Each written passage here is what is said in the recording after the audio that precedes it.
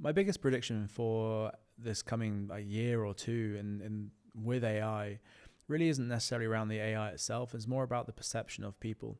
I think people continue to be, a little bit afraid of AI and, wary of its adoption.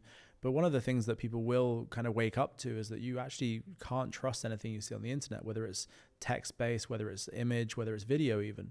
It's very, very hard to actually discern what is real anymore and what's not being generated by AI.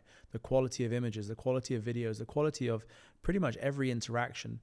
Just last week, I was dealing with this incredible low latency telephone call, which, would be, for me, you can still just about detect that it's an AI. But for the average person listening to that, there's absolutely no way that you'd be able to detect that it's an AI talking to you and not a human. So over text, over voice, over video, because video by the end of this year, generated videos are already very, very, very good. You can already get all the UGC adverts out there are already probably generated with AI, or they should be. And very soon to follow will be live interactions and also just long put videos.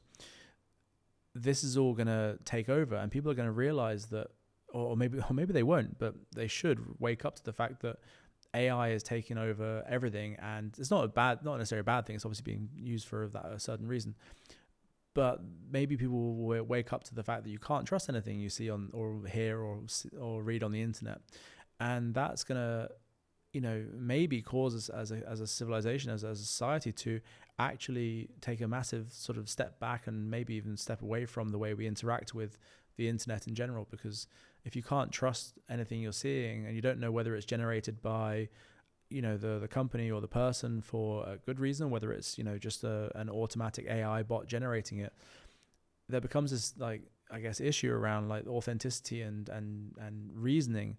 And the reason that people might not care is because at the same time, human analytics will be evolving in an impossibly fast rate just because of the AI as well.